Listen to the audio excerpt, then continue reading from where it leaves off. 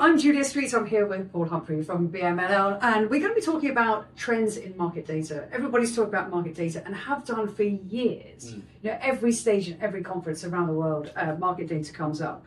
So I'm really curious, as you think about your business, what are the big trends for 2026? Well, let's step back a little bit first of all. Historical market data, which is where we specialise. That part of the market hasn't changed in decades. Nothing's changed.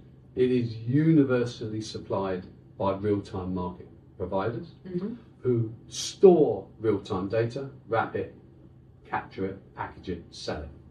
And that process will have fundamental flaws, gaps, spikes, packet losses. That hasn't changed in decades.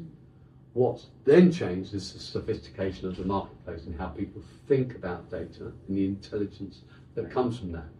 And dare I say, the total cost of ownership of that data, because you've then got to convert that data into a format that makes sense for you internally. You're going to overlay that with a lot of costs. So it's not just the cost of buying that data, it's the cost of the army of people you'll have to engineer and form that data. So sophistication curves on their way up, historical data no longer being the exhaust of the market data industry, and you're driving into a systematically driven, quantitatively driven environment. Quality in that world matters. And the USP used to be owning that data. So you would buy it raw yourself, not trust the outside world to supply your product, build it internally, go from there.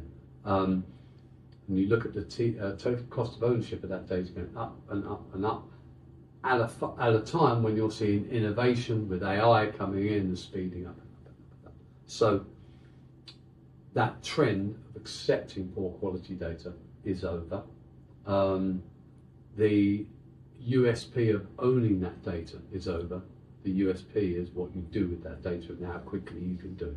Right. And that's where we come in. Yeah. And when you think about then the well, let's explore a little bit further the whole point about where does the data sit and who owns it and who governs it and the total cost that you just described there. There's always this discussion about, you know, the buy versus the build versus the rent. What are your thoughts on that? Because is the market getting it right? Not completely, not yet. But is the tailwind heading in that direction? For sure. I would say the market was, split, if you like. When I look back over the time with BMLL, there was those clients that really didn't understand the power of bringing data together at a level 3 level and then what you could then go to build on top of it. And then there was the clients who really did understand it and understood it to such a level they didn't believe that an external provider could provide data of that quality. Over time, we've proven that out. We've proven that out with various people. We've still got a long way to go. One of the reasons for the amount of investment, the clients we have proved it with want more and more and more from us. That's why we're accelerating investment into the product, because we not only want to supply our current customers with more of what they want, we're getting demand from new customers who frankly never trusted any external supplier up to this point. So it's an interesting time because capacity is increasing, sophistication from your clients is increasing, the number of asset classes and your coverage is increasing. But invariably, one could argue that as capacity increases, standards can drop.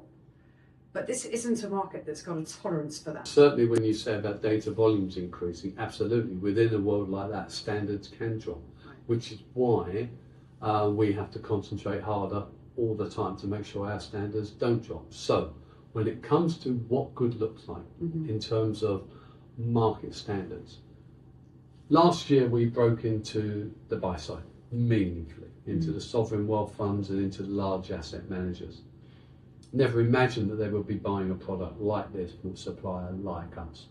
And when they realised the quality of that data and just what it meant to them in terms of getting better performance from their execution analytics, then they wanted line of sight over our product roadmap.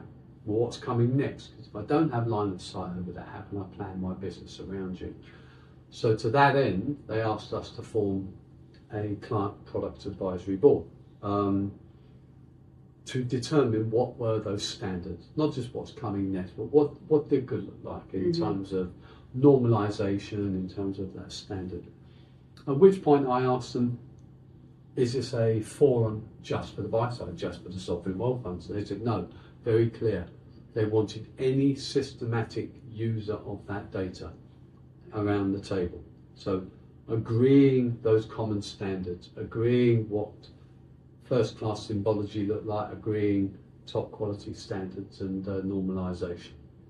And then of course those various firms can go off and do what they do with the data. Look, this is a world where clients were very private about what they did with their data. Completely. And they still are. That hasn't changed. What they then go and do with that data, whether it's the sell side or the buy side, those use cases remain proprietary to them. What they can agree on is the standard of data that they want to perform now. And in the past, they would never trust a supplier of data to give that to them. They never went to a third party. So our competitor here was then building this data themselves. Now, if I can enable these companies to hire that brilliant talent, have them hit the ground running, of all the wonderful things they can do with this data, when you think about that in the context of what's coming with AI, then that's the USP from our perspective, is getting the detail right. Powerful words, interesting times, but also an industry that's coming together, but they're coming around your table to really think about what standards look like, the best models of engagement, and all to gain that competitive edge, but without compromising standards at all. Well, Humphrey, thank you very much indeed.